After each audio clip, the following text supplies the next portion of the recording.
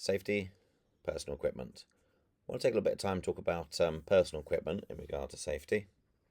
In the past, we used to dress really well for sailing, looked really good, but not really effective against the elements. So today's crew would look something more like this. So the main danger in cold weather will be hypothermia. If it's extremely cold, frostbite, but that's pretty unusual for recreational sailors. So hypothermia, the normal body temperature, the core temperature is 37 degrees. Hypothermia occurs when the body temperature drops below 35 degrees. Frostbite occurs when freezing or cold or windy conditions. It affects the extremities of the bodies and it's accompanied normally by hypothermia.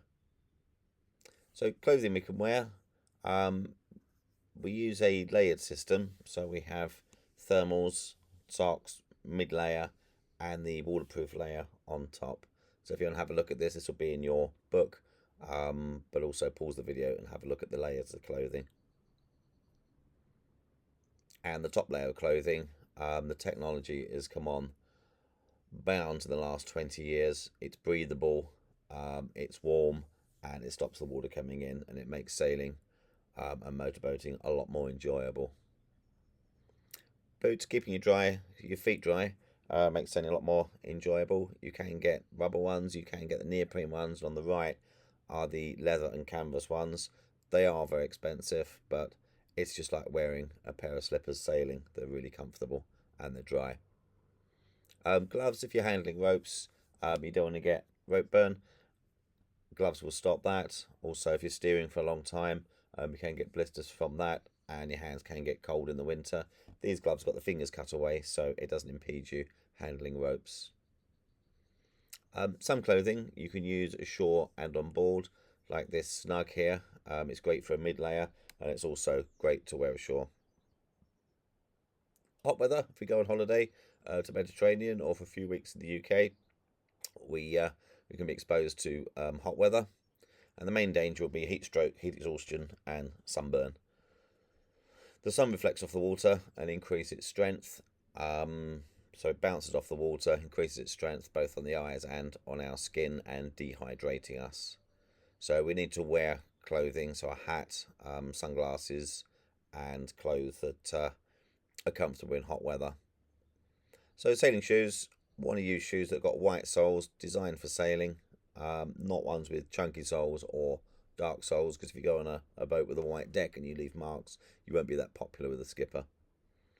Sunglasses, really important because the sun reflects off the water. Polaroid glasses will cut out the glare, but if you look sideways at the yacht instruments or motorboat instruments, it does cut out the screen. The Polaroid reacts with the screen of the instruments of the boat. Sun hat, if you're follically challenged, you'll get sunburn on the head, so a baseball hat or find a sun hat will solve that problem. Sunblock, we all know about that, but we need to use it because there's the effect of the sun is a lot more on the boat because it reflects off the water as well. Also, don't forget to protect the little ones. Some boats will have a bimini or a tent. Really good for cruising because it gives you shade. Not so good for racing, and sometimes it does obscure the visibility a little bit, but it does give protection, especially in the Mediterranean. So that was the boat. Personal safety gear. What do we need? Buoyancy aid. Buoyancy aids only help you float. It's not a life jacket, and it doesn't keep your head above water. We use those mainly on dinghies. So if we do fall in the water, it gives us personal buoyancy. And you can get these for cats and dogs, which are really useful, especially having a handle on top if they fall over the side to be able to pull them out of the water. Life jackets. This is just a brief chat about life jackets.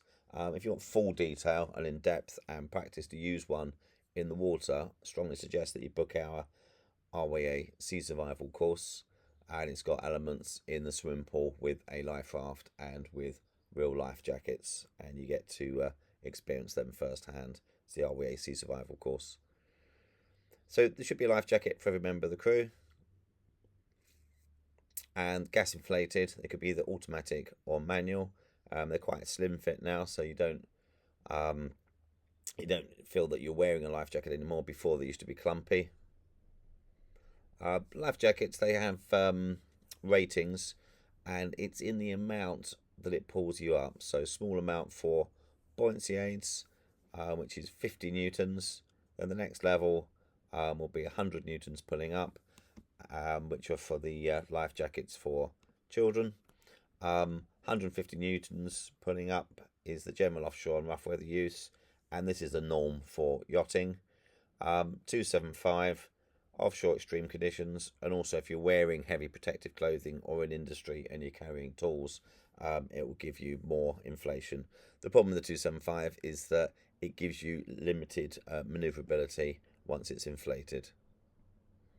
So on the left you've got the 150, on the right we've got the 275, and you can see the increased buoyancy, which give you more limited maneuverability.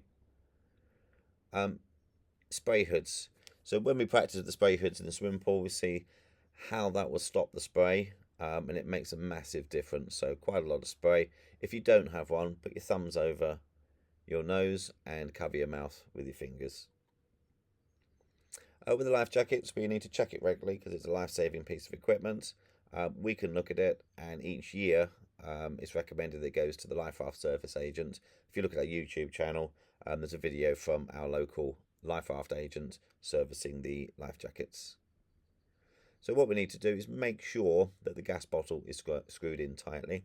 If the gas bottle isn't screwed in tightly, the gas will leak where the gas bottle fits into the fitting and not go to inflate the life jacket.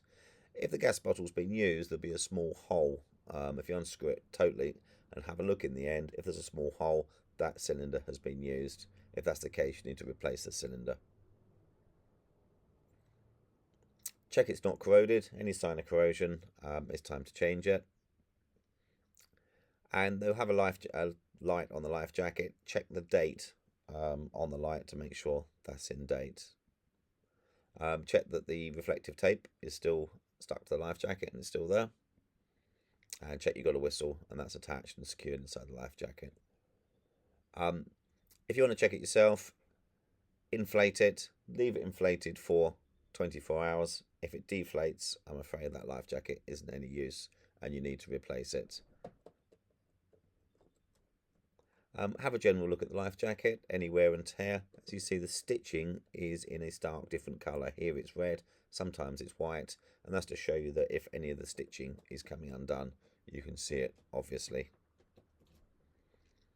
Don't stick anything on top of your life jacket, because if it inflates, it will pull on that clothing and it won't work properly. Make sure the children have got appropriate life jackets. They can get inflation life jackets or buoyancy life jackets, but make sure you got the correct one and they fit correctly. And if you don't fit them correctly and they don't have straps underneath, they'll ride up like these two pictures. So when should we wear a life jacket? Pretty much at all times above deck, but essentially if we're going to abandon at night, in fog, in a dinghy, if you're a non-swimmer, if you decide to, or the skipper tells you to. But nowadays, the RYA will recommend wear a life jacket unless you're sure to take it off. On commercial boats now, we only take them off down below and when we get off the boat at the end of the sailing in the marina. Safety harness. The life jacket on the left there has got a safety harness built in, which is the norm now. In the past, we used to have separate safety harnesses on the right, but the norm is to buy a life jacket with what's called a D-ring, and we clip the harness line to that. And the harness lines will look something like this. Some are expandable. They've both got a clip, a safety clip on there, so it won't undo by itself. You can get a three-way clip, which means that you're always attached to a strong point on the boat. If you've got one of these, try your best to use the short end of the clip and not the long end, because if you do fall, you only go a small way. So find something to clip onto that's strong, not the fence or the guardrails at the side, not the posts on the fence or stanchions, but something strong such as the jack stays are for the purpose, or D-rings that are put on the boat on purpose. And here the jack stays, and they go from the front of the boat to the back of the boat, and they're designed for you to clip on with your safety line. So they should be clipped. They should be jack stays in position that you don't fall overboard while still being attached with the jack stay. So you want to be staying with the boat. So if you've got a line with different lengths, use the shorter line. Clip on before you come up. So there should be a D-ring pretty close to where you come up through the hatch. So clip on before you come up, and then swap over the harness to clip onto another place. It's a good idea to have a spare harness line clipped onto that D-ring where his hand is hanging down, and you clip on using that. Then you take the other line and clip onto another place, so you're always clipped on. Going down below, clip onto the one on the hatch, and only unclip once you're down below and safe. If you do fall into the water, hypothermia, you'll get cold, and also we experience what's called cold water shock. So the rate of heat loss is 26 times faster in the water than it is in air, and you quickly become hypothermic. So you become hypothermic in water of up to about 24 degrees. Water in the UK is between 5 and 18 degrees. In summer, your survival rate is between 2 and 9 hours. In the winter, a few minutes to 2 hours, depending on the temperature of the water. In the Med, the water rarely gets above 26. So if you do fall in the water in the Med, most of the time, you will experience cold water shock and, over time, hypothermia. Cold water shock caused by sudden immersion into cold water. As you go underwater, it can cause you to inhale, and that's an involuntary reaction, gasping reflex, and drown. So if you inhale when you're underwater, you'll take in water, sometimes without coming back to the surface because you've taken on that water. So cold water shock dramatically reduces your ability to hold your breath underwater. So as you fall in, most people can hold their breath for about a minute underwater. With cold water shock, less than 10 seconds. It can disorientate you, result in failure to differentiate between what's up and what's down. Try and avoid falling overboard. Make sure that you clip on your safety harness at all times to be clipped on. Beware of the sea temperature. Know when it's below 15. Practice man overboard or person overboard with your crew in a range of weather conditions, so you'll know what to do to get the person back on board and how to get them back on board. We'll go into great depth on the RWA Sea Survival course.